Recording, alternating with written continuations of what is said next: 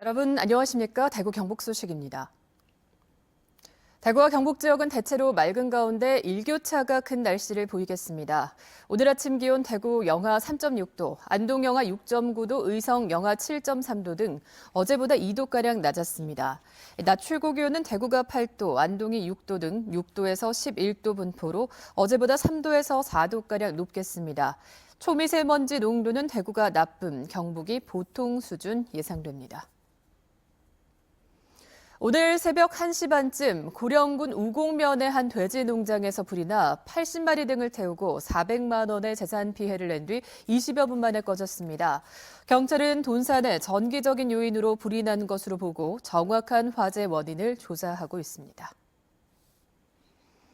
대구문화방송이 인터넷신문 뉴스민과 공동기획한 대구 이주여성인권센터 비리 보도 계속해드리고 있는데 오늘은 그 세 번째로 이주여성 상담소 인허가 과정에서 비리가 있었다는 의혹을 파헤쳐봅니다. 박재영 기자가 집중 취재했습니다.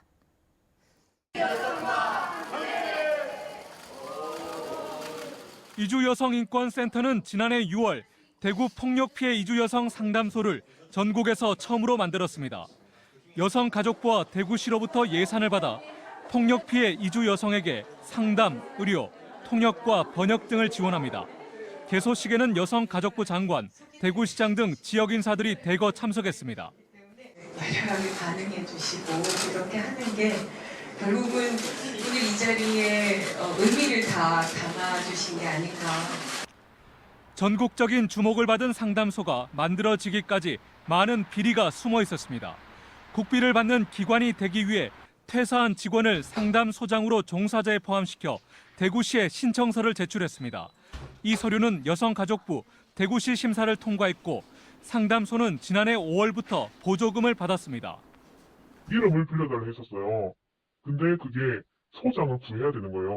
네가 아직도 상담소에 이름을 올라서 있으니까 와서 좀 앉아 있어라 이렇게 말한 거죠. 가정폭력, 성폭력 3당소가 2018년에 국비 지원 기관으로 신청을 했을 때도 마찬가지입니다. 상담소에 근무한 적이 없는 사람을 종사자라고 속여 구청에 설립 신고를 했고 대구시와 여성가족부 평가를 거쳐 국고를 지원받았습니다. 지난해 말 퇴직한 전 상담소장을 3개월 더 일했다고 허위로 급여를 타낸 뒤 나중에 문제가 생기자 반납했습니다. 상담원 급여도 실제와 다르게 타낸 뒤 센터 후원금 통장으로 보내 상담소 경비로 사용했습니다. 종사자 현황도 대구시에 가짜로 보고 있습니다.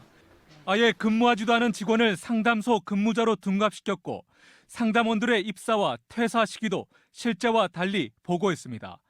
상담원 자격 기준을 충족시키기 위해서 가짜 교육 수료증을 발급했다는 의혹도 제기됩니다. 상담원들이 교육 수료를 아예 하지 않거나 정해진 시간을 채우지 않았다는데도 수료증을 남발했다는 겁니다. 허위로 교육 수료증을 발급받았다 보고 올려가기도 하고 그다음에 수업 안 듣는 사람들한테 일일이 전화해서 개인정보를 확인하기도. 국비로 인건비를 지원받는 상담원들이 상담 외의 업무도 맡아 종사자 복무 기준도 위반했습니다. 이거는 정말 큰일이다. 이건 국보다 함부로 하면 안 된다. 이렇게 말을 많이 했었죠. 그래서 정말 센터 일을 시키려고 거의 혈안이 돼가지고. 지난해 5월부터 8개월 동안 이 상담소가 국비와 시비 등 보조금을 지원받은 규모는 2억 5천여만 원에 이릅니다. 이 가운데 얼마가 부정한 방법으로 사용됐는지 대구시가 감사를 벌이고 있는 가운데 센터 전 대표는 사퇴했습니다. MBC 뉴스 박지영입니다. 이 같은 대구 이주여성인권센터의 각종 비리 의혹과 관련해 중앙법인인 사단법인 한국이주여성인권센터가 사과문을 발표했습니다. 한국이주여성인권센터는 대구 이주여성인권센터 문제로 사회적 물의를 일으켜 이주여성 인권을 위해 헌신해온 분들에게 깊이 사죄해야 한다고 밝혔습니다. 중앙법인으로서 지분의 조직 문제와 비위 문제를 제대로 관리 감독하지 못한 데 책임을 느끼며 재발 방지를 위해서 노력하겠다고 밝혔습니다.